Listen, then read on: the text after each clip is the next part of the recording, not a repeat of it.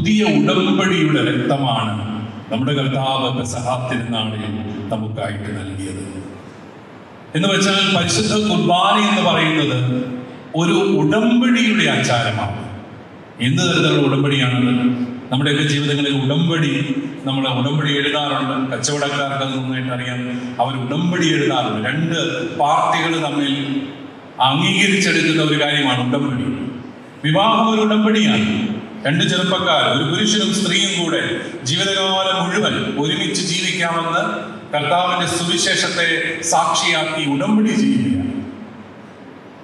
ഇതുപോലെ ഒരു വലിയ ഉടമ്പടി ദൈവം മനുഷ്യനുമായിട്ട് നടത്തി. അതാണ് നമ്മൾ എപ്പോഴും ഓർക്കേണ്ട ഒരു കാര്യം.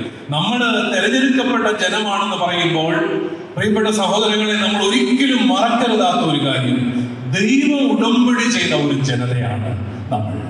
അത് വളരെ പ്രധാനപ്പെട്ട ഒരു കാര്യമാണ്. നമ്മുടെ ജീവിതത്തെ സംബന്ധിച്ച് ഏറെ വ്യത്യാസമുളവാക്കുന്ന ഒരു കാര്യമാണ്. ദൈവം ഉടമ്പടി ചെയ്ത ഒരു ജനത, അതിന്റെ അടയാളമാണ് ദൈവപുത്രന്റെ രക്തത്താൽ അച്ചാരമായി അടയാളപ്പെടുത്തപ്പെട്ട ഉടമ്പടി. ഈ ഉടമ്പടി എന്തിനു വേണ്ടിയിട്ടാണ്?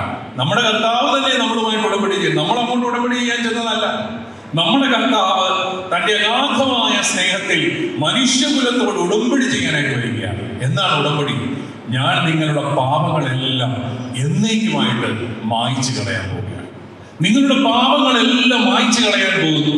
പരിശുദ്ധാത്മാവിൽ നിങ്ങൾക്ക് വലിയ കൃപ നൽകാനായിട്ട് പോകുന്നു. നിങ്ങളുടെ ഉള്ളിന്റെ ഉള്ളിൽ ദൈവാത്മാവിനെ നിവേശിപ്പിക്കാനായിട്ട് പോകുന്നു. ഇതാണ് ഉടമ്പടി. അപ്പോൾ പാപങ്ങളുടെ മോചനവും ആത്മാക്കളുടെ രക്ഷയും സാധ്യമാക്കുന്നു എന്നുള്ളതാണ് ദൈവം മനുഷ്യന് നൽകുന്ന ഉടമ്പടി. മനുഷ്യൻ എന്താണ് തിരിച്ചറിയേണ്ടത്? വിശ്വാസത്തിലൂടെ നമ്മുടെ കർത്താവുമായിട്ട് ഐക്യപ്പെടണം. ദൈവപുത്രനുമായിട്ട് ഐക്യപ്പെട്ട് ജീവിക്കുന്നവന് ശിക്ഷാവിധിയില്ല. നമ്മൾ ചെയ്യേണ്ടത് ഇത്ര മാത്രമാണ്: നമ്മുടെ കർത്താവുമായിട്ട് ഐക്യപ്പെട്ട് ജീവിക്കണം. ഐക്യപ്പെട്ട് ജീവിച്ചു കഴിഞ്ഞാൽ നമ്മുടെ എല്ലാ പാപങ്ങളും മായ്ച്ചു കളയുകയാണ്. മനുഷ്യകുലത്തിന്റെ പാപങ്ങൾ മുഴുവൻ അവിടുന്ന് മാറ്റുകയാണ്. ഇതാണ് പവിത്രമായ പുതിയ നിയമ ഉടമ്പടി. നമുക്കറിയാം, നമ്മള് വചനത്തില് പല ഉടമ്പടികൾ നമ്മൾ കാണുന്നുണ്ട്. ആദ്യമായിട്ട് നമ്മൾ കാണുന്നത് ദൈവം നോഹയുമായിട്ട് ഒരു ഉടമ്പടി നടത്തുകയാണ്. വലിയ പ്രളയം വന്നു.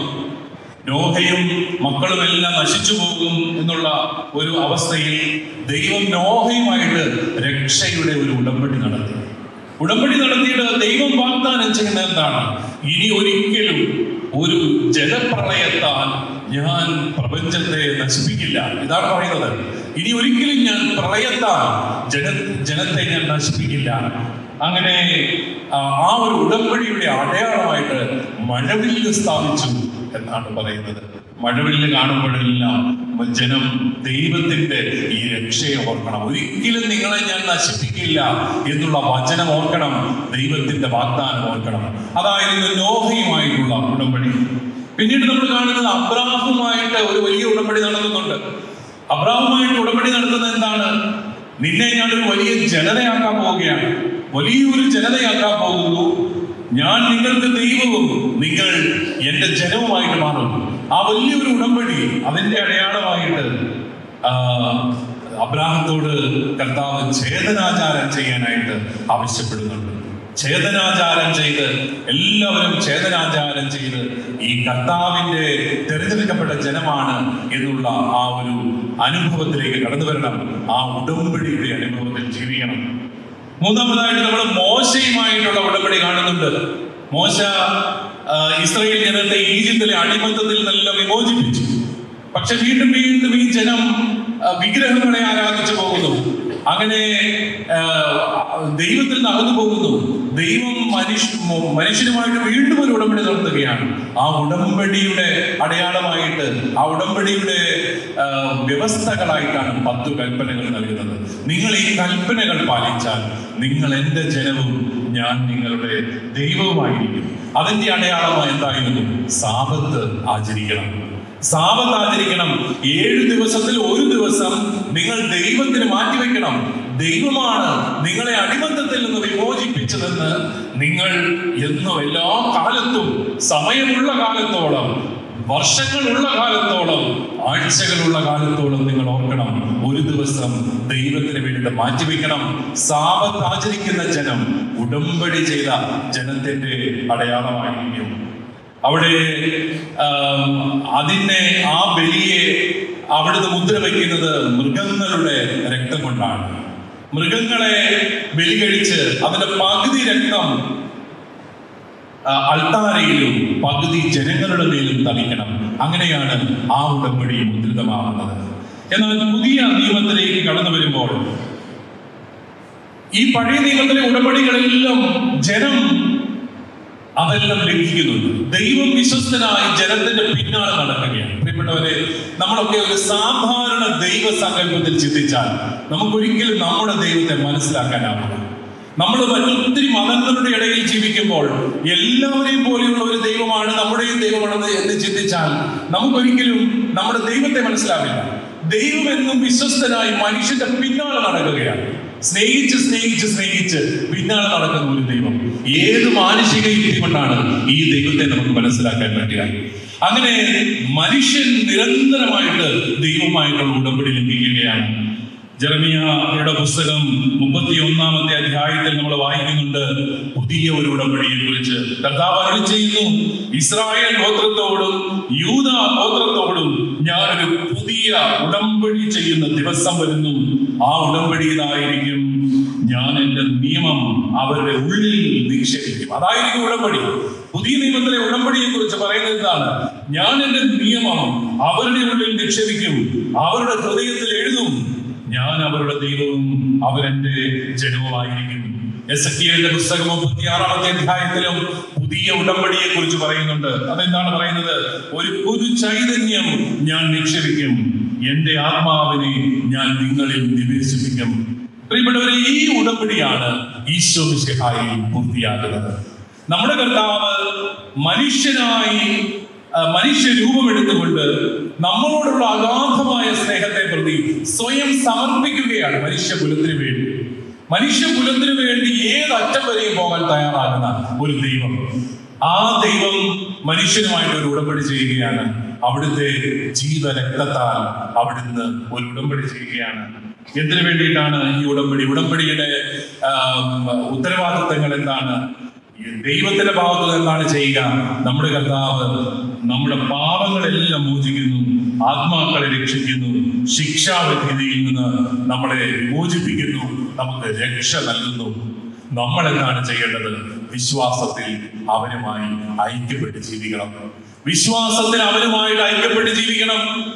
ആ വിശ്വാസത്തിൽ ഐക്യപ്പെടുക എന്ന് പറഞ്ഞു കഴിഞ്ഞാൽ ഞാൻ എന്റെ ഈശോയിൽ അത് വിശ്വസിക്കുന്നു എന്ന അധരങ്ങൾ കൊണ്ട് ഏറ്റുപറയുക മാത്രമല്ല, കർത്താവ് തന്റെ ജീവരക്തത്താൽ നേടിയെടുത്ത ഈ സഭയിൽ കർത്താവിനെ ആരാധിക്കുന്ന ഒരു സമൂഹമായിട്ട് മാറുന്നു. അതാണ് ആരാധനയാണ് ജനത്തിന്റെ ഭാഗത്ത് നിന്നുള്ള ഈ ഉടമ്പടിയുടെ ഉത്തരവാദിത്വമായിട്ട് മാറുന്നത്. നമ്മൾ ഓരോ ദിവസവും ആരാധനയ്ക്കായിട്ട് അണയുമ്പോൾ പ്രിയപ്പെട്ടവരെ, ദൈവത്തിന്റെ അഗാധമായ ഈ സ്നേഹത്തോടുള്ള നമ്മുടെ ഒരു പ്രതികരണം നമ്മൾ നടത്തുകയാണ്. ആരാധനാ സമൂഹത്തിന്റെ ഭാഗമായിക്കൊണ്ട് നമ്മൾ വിശ്വാസത്തിൽ അവനുമായി ഐക്യപ്പെട്ട് ജീവിക്കുകയാണ്. വിശ്വാസത്തിൽ അവനുമായി ഐക്യപ്പെടുന്നവർക്ക് ശിക്ഷാവിധിയില്ല. പ്രിയപ്പെട്ട സഹോദരി സഹോദരന്മാരെ, നമ്മള് ഉടമ്പടി ചെയ്ത ഒരു ജനതയാണ്. നമ്മൾ മറന്നു പോകരുത്. നമ്മുടെ ചെറുപ്പക്കാരൻ പിള്ളേരൊക്കെ നമ്മളോട് ചിലപ്പോൾ ചോദിക്കും, ഞങ്ങൾക്ക് എന്താ അങ്ങനെ ജീവിച്ചാൽ, ഞങ്ങൾക്ക് എന്താ ഇങ്ങനെ ജീവിച്ചാൽ? ഒരേ ഒരു ഉത്തരവേ ഉള്ളൂ, നിങ്ങൾക്ക് അങ്ങനെ തോന്നുന്നു പോലെ ജീവിക്കാൻ പറ്റുകയില്ല. കാരണം ദൈവം ഉടമ്പടി ചെയ്ത ഒരു ജനതയാണ് നിങ്ങൾ. ദൈവം ഉടമ്പടി ചെയ്ത ഒരു ജനതയാണ് നമ്മളെങ്കിൽ നമ്മുടെ ഇഷ്ടമനുസരിച്ച് നമുക്ക് ജീവിക്കാൻ പറ്റുകയില്ല. നമ്മൾ ചിലപ്പോ ലൗകികമായ സുഖങ്ങളുടെ പിന്നാലെ പോയി ജീവിക്കണമെന്ന് ആഗ്രഹം കാണും. എന്റെ സ്വേച്ഛാപരമായ താല്പര്യങ്ങൾക്ക് വേണ്ടി എനിക്ക് ജീവിക്കാൻ ആഗ്രഹം കാണും. പക്ഷെ എനിക്കങ്ങനെ ജീവിക്കാനാവില്ല. കാരണം മാമോദീസായിലൂടെ ജീവജലത്താൽ വിശുദ്ധീകരിക്കപ്പെട്ട് കർത്താവിന്റെ ശരീരമാകുന്ന സഭയുടെ ഭാഗമായ ഒരു വ്യക്തിയാണ് ഞാൻ. ദൈവം ഞാനുമായിട്ടൊരു ഉടമ്പടി ഉണ്ടാക്കിയിട്ടുണ്ട്. ഞാൻ എന്റെ ദൈവത്തോട് ഒരു ഉടമ്പടി ചെയ്തിട്ടുണ്ട്. ദൈവത്തോട് ഉടമ്പടി ചെയ്ത് നമുക്ക് തോന്നിയ പോലെ ജീവിക്കാനായിട്ടാവില്ല. അത് ദൈവം ആ ഉടമ്പടിയിൽ ആവശ്യപ്പെടുന്ന രീതിയിൽ വേണം ഞാൻ ജീവിക്കാൻ. അവിടെയാണ് എല്ലാ ക്രൈസ്തവ ധാർമ്മികതയുടെയും അടിസ്ഥാനം. നമ്മുടെ ചെറുപ്പക്കാരും പിള്ളേരൊക്കെ ചോദിക്കും, ഇപ്പൊ വിവാഹമൊക്കെ എന്തിനാ, ഇഷ്ടം പോലെ അങ്ങ് ജീവിച്ചാ പോരെ, ഒരുമിച്ച് അങ്ങ് ജീവിച്ചാ പോരെ, കല്യാണമൊക്കെ എന്നാ കഴിക്കുന്നത്, ഇതൊക്കെ ഒരുമാതിരി സാമൂഹികമായ ഓരോ കെട്ടുപാടുകളിൽ എന്നൊക്കെ ചോദിക്കുമ്പോൾ മറുപടി ഇതാണ്: നിന്റെ ജീവിതം ദൈവവുമായി ഉടമ്പടിയിലാണ്. നിനക്ക് ആ ഉടമ്പടി ലംഘിക്കാനായിട്ട് അവകാശമില്ല. കർത്താവിന്റെ ജീവരക്തം കൊണ്ട് അച്ചാരമാക്കപ്പെട്ട ഉടമ്പടിയാണിത്. അതുകൊണ്ട് നിനക്ക് ഇഷ്ടമുള്ളതുപോലെ ജീവിക്കാനാവില്ല. ആ ഉടമ്പടി നിന്നെ ജീവനിലേക്ക്, നിത്യജീവനിലേക്ക് നയിക്കുന്നതാണ്. നിന്റെ സ്വാതന്ത്ര്യത്തെ എടുത്ത് കളയുന്നത് നല്ലത്, മറിച്ച് നിനക്ക് രക്ഷ നൽകുന്നതാണ്, നിന്റെ പാവങ്ങൾ മോചിക്കുന്നതാണ്, നിന്റെ ആത്മാക്കളെ രക്ഷിക്കുന്നതാണ്. പ്രിയപ്പെട്ടവർ, ഈ ഒരു അടിസ്ഥാന ബോധ്യം, നമ്മൾ ഉടമ്പടി ചെയ്യപ്പെട്ട ജനമാണ്, ദൈവവുമായിട്ട് ഉടമ്പടി ഏർപ്പെട്ട ജനമാണെന്നുള്ളൊരു ബോധ്യമാണ് നമ്മുടെ ക്രൈസ്തവ ജീവിതത്തിന്റെ അടിസ്ഥാനമായിട്ട് മാറുന്നത്. അതുകൊണ്ട് ആദ്യമായിട്ട് തന്നെ നമുക്ക് അങ്ങനെ ഒരു അവബോധം വേണം. നമ്മൾ എല്ലാവരെയും പോലെ ജീവിക്കേണ്ടവരല്ല, എല്ലാവരും ചെയ്തതൊക്കെ ചെയ്ത് ജീവിക്കാനുള്ളവരല്ല നമ്മൾ. കാരണം നമ്മൾ ഈ ഉടമ്പടിയുടെ ജനതയാണ്. അതോടൊപ്പം നമ്മുടെ ഉത്തരവാദിത്വം, ദൈവം എന്നും ഉടമ്പടിയിൽ വിശ്വസ്തനാണ്, ദൈവം എന്നും നമ്മുടെ പാപങ്ങൾ മോചിക്കാൻ തയ്യാറാണ്, ദൈവം എന്നും നമ്മളെ രക്ഷിക്കാനായിട്ട് തയ്യാറാണ്. പക്ഷേ നമ്മുടെ ഉത്തരവാദിത്വം എന്താണ്? നമ്മുടെ ഉത്തരവാദിത്വം ദൈവിക ശക്തിയുള്ള ഒരു ജനമെന്നുള്ള നിലയിൽ വിശ്വാസത്തിൽ ആഴപ്പെട്ട് ജീവിക്കണം. നമുക്ക് അവിശ്വാസത്തിന്റെ പ്രലോഭനങ്ങൾ ഉണ്ടാകുമ്പോഴും ദൈവമേ നിന്നിൽ ഞാൻ വിശ്വസിക്കുന്നു എന്ന് ഏറ്റു പറഞ്ഞുകൊണ്ട് എല്ലാ അവസ്ഥകളുടെയും പിന്നിൽ ദൈവമേ നിനക്കൊരു പദ്ധതി ഉണ്ടാവുമെന്ന് വിശ്വസിച്ച് ദൈവത്തിൽ വിശ്വസിച്ച് കാത്തിരിക്കാനായിട്ട് സാധിക്കുക എന്നുള്ളതാണ് നമ്മൾ ചെയ്യേണ്ടത്. അവിശ്വസിക്കാൻ ധാരാളം സാധ്യതകളുള്ളപ്പോഴും വിശ്വസിക്കാൻ തയ്യാറാകുന്ന ഒരു ജനതയായിട്ട് നമ്മൾ മാറണം.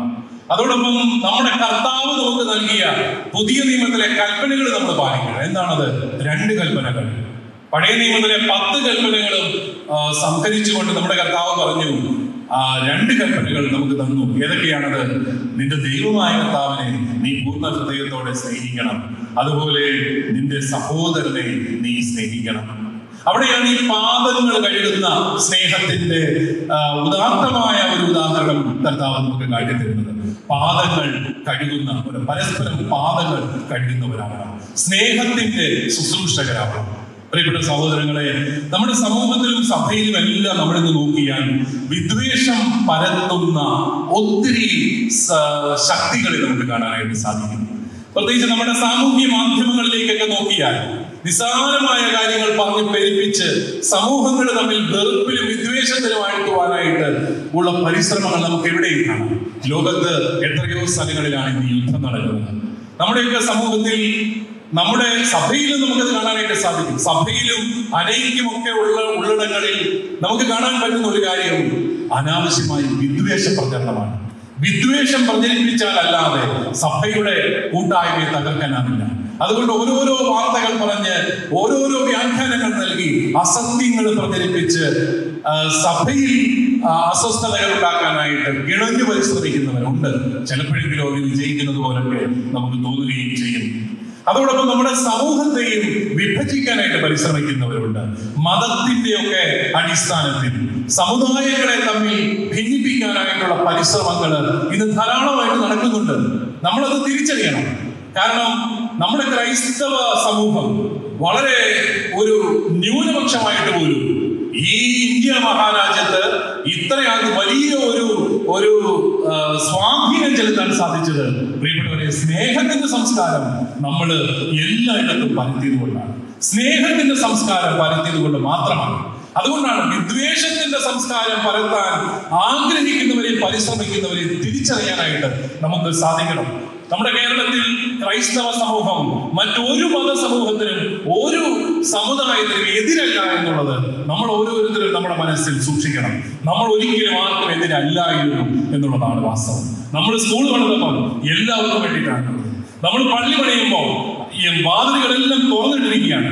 നമ്മൾ കാരുണ്യ ഭവനങ്ങൾ, 100കണക്കിന് കാരുണ്യ ഭവനങ്ങൾ ഈ കൊച്ചു കേരളത്തിൽ പണിത് ഇവിടുത്തെ തെരുവിൽ അലിഞ്ഞു നടക്കുന്ന കുഞ്ഞുങ്ങളെയും മുതിർന്നവരെയും എല്ലാം നമ്മൾ സംരക്ഷിക്കുമ്പോൾ അവിടെ നമ്മൾ മതവും ജാതിയും ഒന്നും നോക്കുന്നില്ല.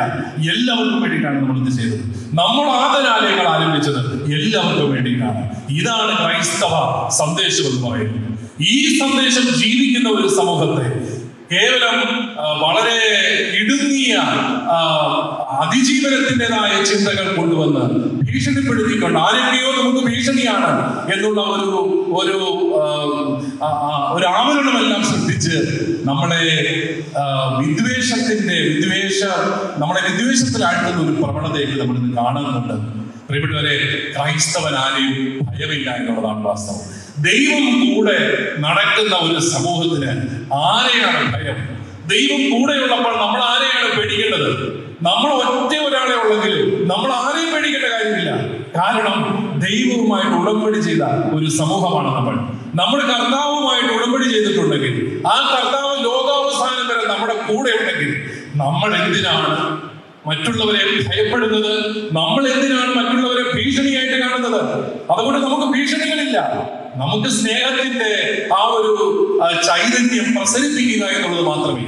പിന്നെ നമുക്ക് പല വിഭാഗം ആൾക്കാരും ജീവിക്കുമ്പോൾ സമത്വത്തിന്റെ ഒരു തത്വം പാലിക്കാൻ എല്ലാവർക്കും കടപ്പാടുണ്ട്.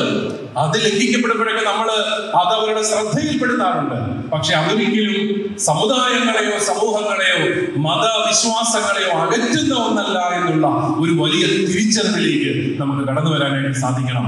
കാരണം നമ്മുടെ രാഷ്ട്രീയമെല്ലാം അതിന്റെ മൂല്യങ്ങൾ നഷ്ടപ്പെടുത്തിക്കൊണ്ടിരിക്കുന്ന ഒരു വല്ലാത്ത കാലത്ത് നമ്മൾ ജീവിക്കുകയാണ്.